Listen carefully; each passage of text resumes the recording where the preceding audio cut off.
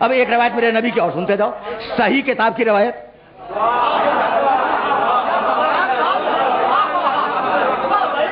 ساری روایتیں صحیح کتاب سے پڑھ رہا ہوں میں، سنو گے خدا کی قسم حیران ہو جاؤ گے اس روایت کو سن کر۔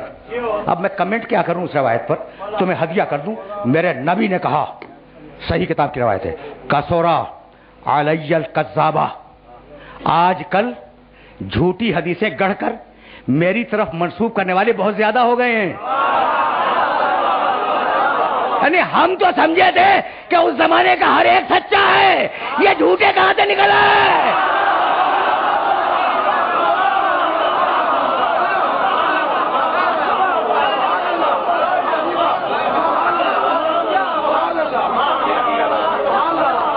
ہم تو یہی سمجھے تھے کہ زمانے رسول کے سارے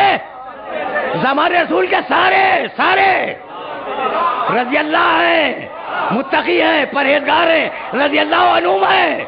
میرا نبی کہہ رہا ہے کہ جھوٹوں کی کثرت ہو گئی ہے، کثرت ایک دو نہیں۔ دیکھو بھائی، بہت تیزی کے ساتھ گزر رہا ہوں میں۔ اچھا بھائی، تو جھوٹے ہیں کثرت کے ساتھ رسول کے زمانے میں، آج کیسے پتا چلے کہ کس نے جھوٹ روایت دی، کس نے سچ روایت دی؟ خدا کی قسم پورا دین مشکوک ہو کے رہ جاتا۔ میری اس بات کو اگر سمجھنا ہو نا تو جاؤ مدرسوں میں، جاؤ دارالعلوم، اور ان میں پوچھو کہ جناب قبلہ و کعبہ یہ علم الرجال کیا ہے؟ علم الرجال کیا ہے؟ وہ بتلائیں گے تمہیں کہ یہ راویوں کا علم ہے کہ کون سا راوی جھوٹا تھا، کون سا راوی سچا تھا۔ تو کہیں سب کو اچھا، مگر جھوٹا اور سچا ان کے نزدیک بھی ہے۔ بھائی سمجھ رہے ہو کہ کون جھوٹا ہے کون سچا ہے؟ علم الرجال۔ اور اب امام جعفر صادق علیہ السلام نے آواز دی،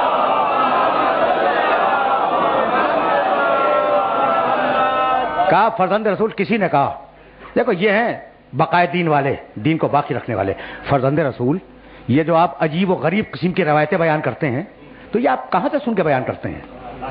امام سے پوچھا، بھرے مجمع میں پوچھا، فرمایا حدیث و ابی، حدیث و ابی حدیث و جدی، حدیث و جدی حدیث الحسین، حدیث الحسین حدیث الحسن، حدیث الحسن حدیث علی، حدیث علی عن رسول اللہ عن جبرائیل عن اللہ عن القلم عن اللہ۔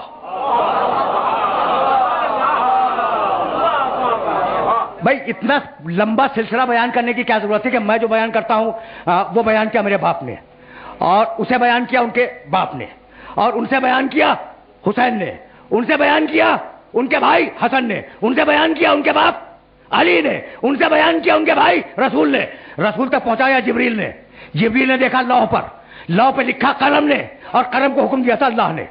بھئی یہ بتلانے کی ضرورت کیا تھی؟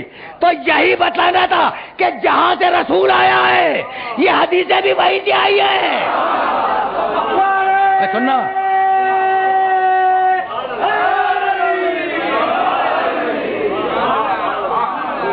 سمجھ رہے ہو بات کو؟ اب عجیب و غریب مراحل ہیں۔ اب تو میں آیا ہوں بقائے دین کے مرحلے پر، اور یہ ساری وہ باتیں جو تاریخ نے محفوظ کی ہیں۔ کیا وہ روایت بھول گئے کہ جب امام علی ابن موسیٰ رضا علیہ السلام کی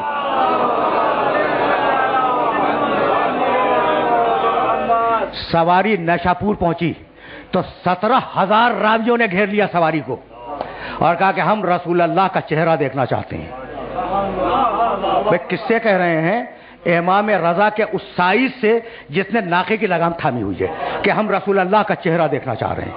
اور جب میرے امام نے نقاب الٹی تو کہا کہ فرزند رسول کچھ عنایت کریں، ہم رسول اللہ کا لہجہ سننا چاہ رہے ہیں۔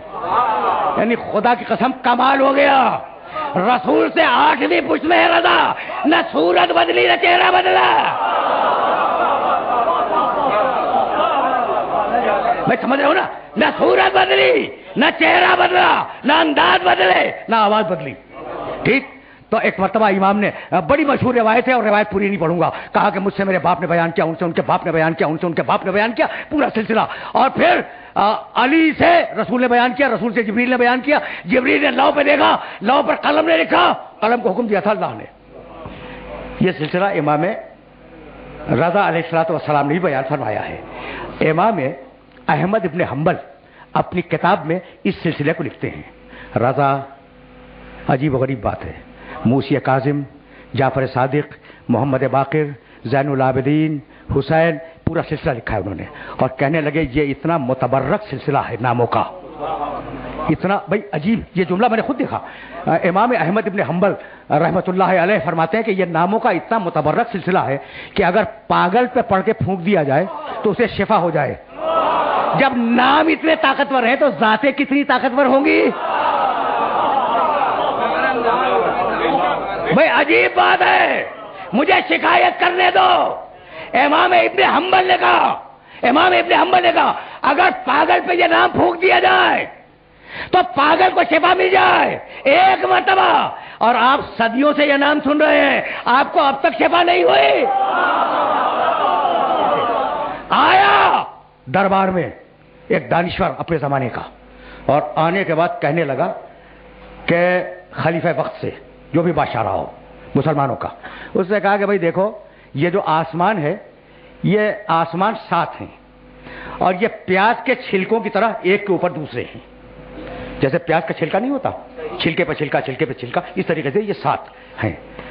تو خلیفہ نے کہا کہ میں چاہتا ہوں کہ معراج کے سلسلے میں، سننا بھائی، میں چاہتا ہوں کہ معراج کے سلسلے میں علماء سے پوچھوں کہ جب رسول گئے معراج میں تو آسمان پھٹا کیسے پھر جڑا کیسے.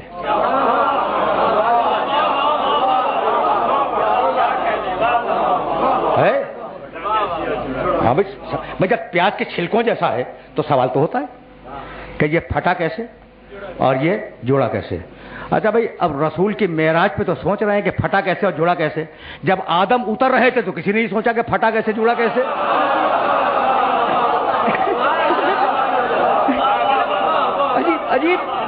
عجیب ہے یہ مسلمانوں کا مزاج عجیب ہے، دوہرا معیار ہے. اچھا دیکھو بڑے کام کی بات کہنے جا رہا ہوں. یہ آسمان پھٹا کیسے جڑا کیسے، علماء آئے، علماء بیٹھے، اور اس مسلمان دانشور نے کہا کہ بھائی آپ تو علماء کرام ہیں اور آپ سے صرف یہ پوچھنا ہے کہ یہ جو سارے آسمان ہیں یہ پیاز کے چھلکوں کی طرح ہیں، تو یہ بتائیں کہ جب پیغمبر معراج میں گئے تو آسمان پھٹا کیسے اور پھر دوبارہ جڑا کیسے. سوچتے رہے بڑی دیر تک. علماء ہے، وقت تو چاہیے سوچنے کے لیے. اچھا پھر آپس میں گفتگو بھی کی انہوں نے. ہاں آپس میں گفتگو بھی آہستہ آہستہ، کوئی لوگ نہ سنے. پھر جانتے ہو جو سینئر عالم تھا اس نے کہا کہ اصل میں معراج جسمانی نہیں تھی، روحانی تھی. اس دن سے معراج روحانی کا عقیدہ آیا. جب جواب نہ دے سکے تو عقیدہ ہی بدل دیا.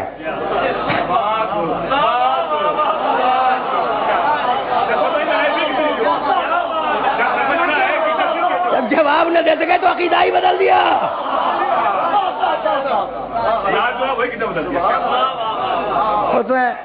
اس نے کہا کہ یہ تیرے دربار کے علماء یہ چونکہ جواب نہ دے سکے اس لیے یہ بہانہ بنا رہے ہیں کہ معراج روحانی تھی جسمانی نہیں تھی، ہمیں تو صحیح جواب چاہیے. وزیر حیران ہے، خلیفہ حیران ہے. دونوں نے آپس میں مشورہ کیا. ایک تیسرا شخص جو دور کھڑا ہوا تھا اس نے آ کے کہا وزیر سے کہ میں خلیفہ سے کچھ کہنا چاہ رہا ہوں. میں کیا کہنا چاہ رہا ہے؟ کہا کہ میں اس سے کہوں گا براہ راست. کہا آجا. قریب آیا.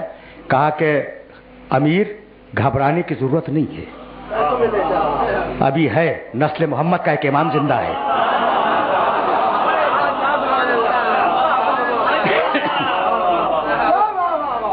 جس کو معراج ہوئی تھی نا اس کا بیٹا زندہ ہے. کہا کون؟ کہا جعفر صادق. کہا بڑا امام تشریف لائے اور آ کے بیٹھے. بھائی توجہ رہے، خدا کی قسم توجہ رہے. اس لیے کہ واقعات تو واقعات ہیں، میں تو صرف ایک جملے کے لیے زحمت دے رہا ہوں. کہا فرزند رسول آپ تو خیر رسول اللہ کی نسل ہے، یہ مجھے بتلائیے آپ قائل ہیں کہ آپ کے جد جسم کے ساتھ گئے تھے؟ کہا کہ ہاں میرا عقیدہ یہی ہے. ہم اعتراضات سے گھبرا کے عقیدہ نہیں بدلا کرتے.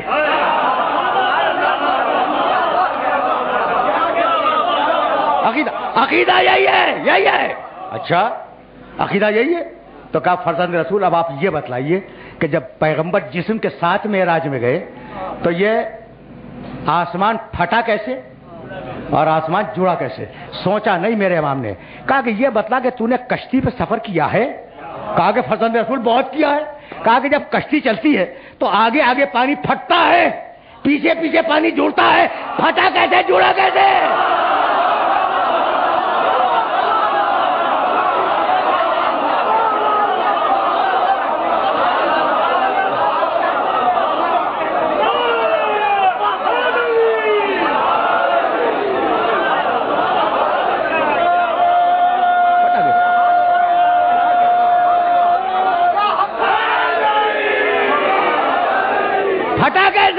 پانی آگے پھٹا کیسے پیچھے جڑا کیسے؟ کہا اچھا چھوڑ تو کشتی کو، یہ بتا کہ گھوڑے پہ تو بیٹھ کے چلتا ہے نا؟